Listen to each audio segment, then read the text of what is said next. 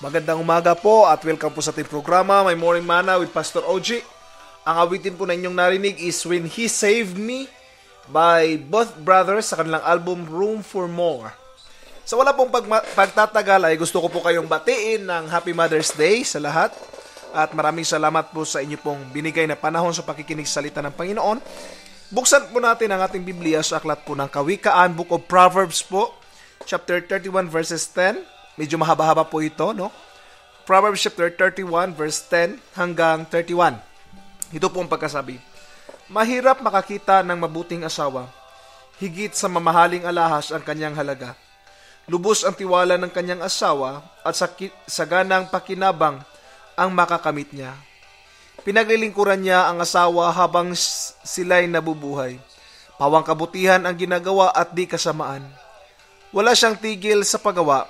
Hindi na halos magpapahinga. Humahabi ng kanyang lino at saka ng lana. Tulad ng isang barkong tigib ng kalakal, siya ay nag-uwi sa pagkain mula sa malalayong lugar. Bago pa sumikat ang araw, inihanda na ang pagkain ng buo niyang sambahayan, pati na ang mga gawain ng mga katulong sa bahay. Mataman niyang tinitingnan ang bukid bago siya magbayad. Ang kanyang naiimpok ay pinagpapatanim ng ubas. Gayon may iniingatan ang kamay at katawan upang matupad ang lahat ng tungkulin niya araw-araw. Sa kanya'y mahalaga ang bawat ginagawa. Hanggang hating gabi nakikitang nagtatyaga. Siya'y gumagawa ng mga sinulid at humahabi ng sariling damit. Matulungin siya sa mahirap at sa mga nangangailangan ay bukas ang palad. Hindi siya nag-aalala dumating man ang tag-ginaw, pagkat ang sambahayan niya ay may makapal na kasuotan. Kumagawa siya ng makakapal na kubrikama at damit na pinong lino ang dinaramit niya. Ang kanyang asawa ay kilala sa lipunan at nahahanay sa mga pangunahing mamamayan.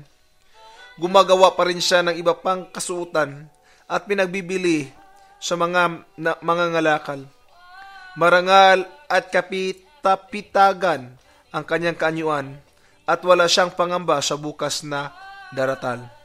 Ang mga salita niya ay puspos ng kaalaman at ang turo niya ay pawang katapatan.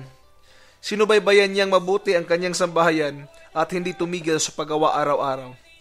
Iginagalang siya ng kanyang mga anak at pinupuri ng kanyang kabiyak. Maraming babae na mabuting asawa, ngunit sa kanila'y nakakahigit siya.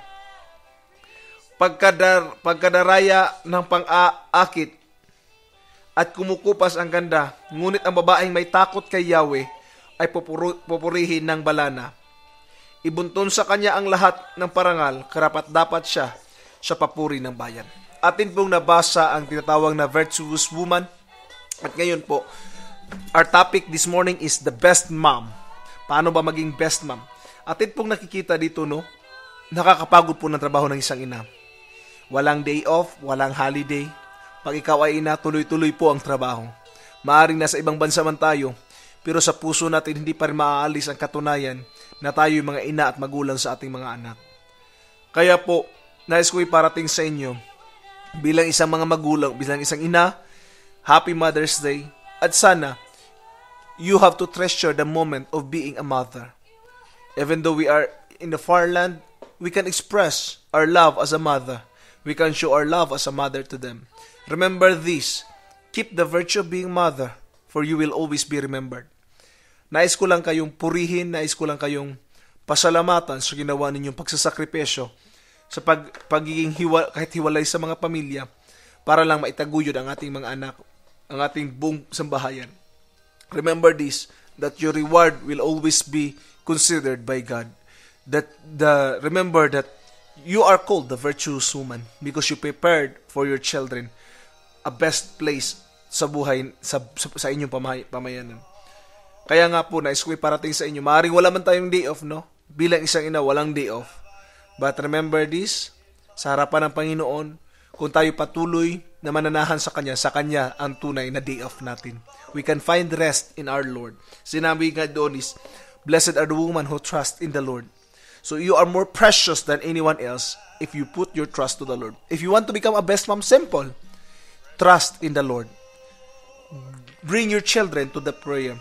And to my mother, no, sa aking ina, nais ko'y parating sa kanya, Happy Mother's Day. Why? Because she become a mother. Dahil wala ako sa kinatatayuan ko ngayon kung walang ina na nag-aaruga sa akin. Gayon din po, walang anak na nakaabot doon sa kanilang kinalalagyan kung walang inang tulad mo na nagpapagal para sa kanila.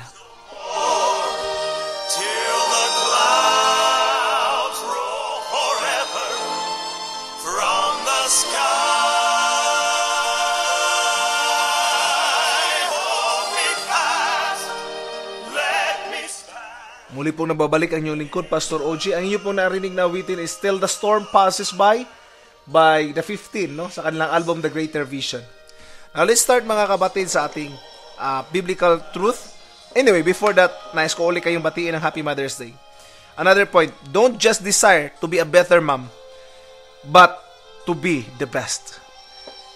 Huwag ka lang maumasa na, o huwag kang mag-desire na maging better mom, but desire to be the best mom in the world could ever be.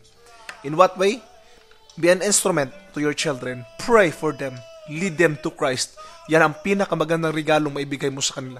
Hindi sila magsisisi na dinala mo sila sa paglilingkod sa ating Panginoon.